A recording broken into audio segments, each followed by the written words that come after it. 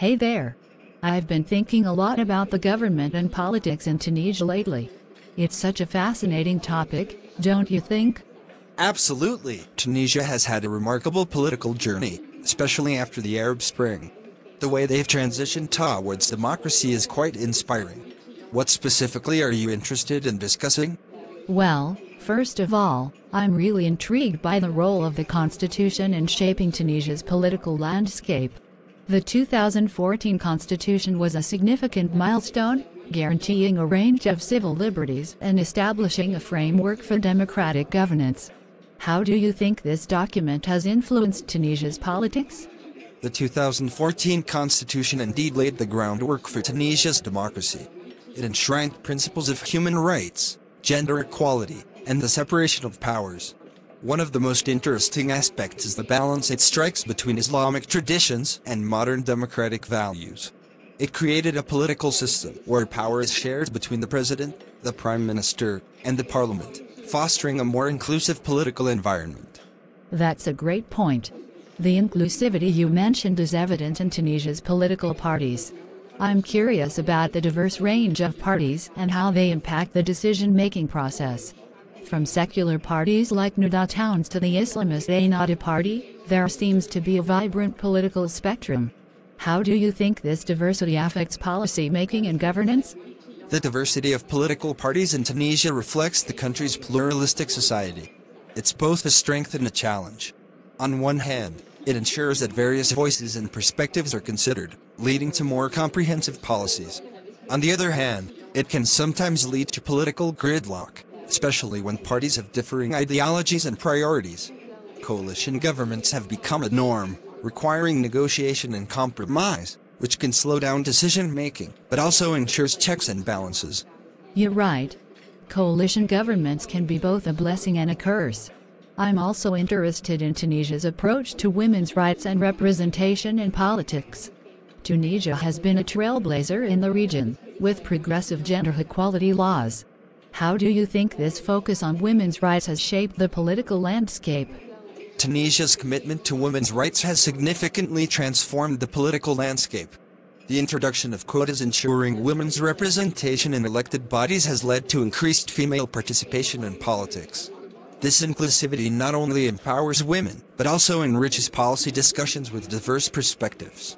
It's a testament to Tunisia's dedication to creating a more egalitarian society, setting an example for other countries in the region.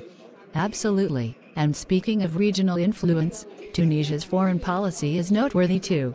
Given its strategic location in North Africa, how do you think Tunisia navigates its relationships with neighboring countries and the broader international community? Tunisia's foreign policy is characterized by a commitment to diplomacy, non-intervention, and multilateralism. It maintains balanced relations with neighboring countries, fostering economic cooperation and regional stability. Moreover, Tunisia plays an active role in international organizations, promoting peace, human rights, and sustainable development. Its strategic partnerships, particularly with the European Union, have also contributed to economic growth and political stability. Tunisia's emphasis on human rights and civil liberties is indeed commendable. However, there have been challenges, especially in addressing economic disparities and youth unemployment. How do you think the government is tackling these issues, and what impact do they have on the country's political landscape? Economic disparities and youth unemployment are pressing issues that have significant implications for Tunisia's political stability. The government has implemented economic reforms that stimulate growth, attract foreign investment, and create jobs. However, addressing these challenges requires sustained efforts, and progress can sometimes be slow. High youth unemployment, in particular, can lead to social unrest and political dissatisfaction, emphasizing the urgency of effective policies and initiatives to engage and empower the youth. You're absolutely right. Engaging the youth is crucial for the future of Tunisia's democracy. It's heartening to see the vibrant civil society in Tunisia, from NGOs to grassroots movements. How do you think civil society contributes to the political discourse and holds the government accountable? Civil society plays a vital role in Tunisia's political landscape. NGOs and grassroots movements act as watchdogs, holding the government accountable for its actions and advocating for the rights of citizens. They provide a platform for diverse voices, ensuring that marginalized communities are heard. Additionally, civil society organizations often bridge the gap between citizens and the government, fostering dialogue and promoting transparency. Their efforts are essential for the continued development of Tunisia's democracy. Absolutely. Civil society acts as the bridge between the government and the people, facilitating open dialogue and fostering accountability. As we wrap up our discussion, it's clear that Tunisia's political journey is complex yet inspiring. From the drafting of a progressive constitution to the active role of civil society, there are numerous lessons to be learned. I'm optimistic about Tunisia's future and its potential to continue being a beacon of democracy in the region.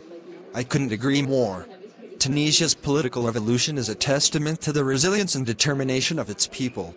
By embracing democratic values, promoting inclusivity, and addressing socio-economic challenges, Tunisia has set a positive example for other countries in the region. As long as the nation continues on this path of dialogue, cooperation, and reform, its future in the global political arena looks promising.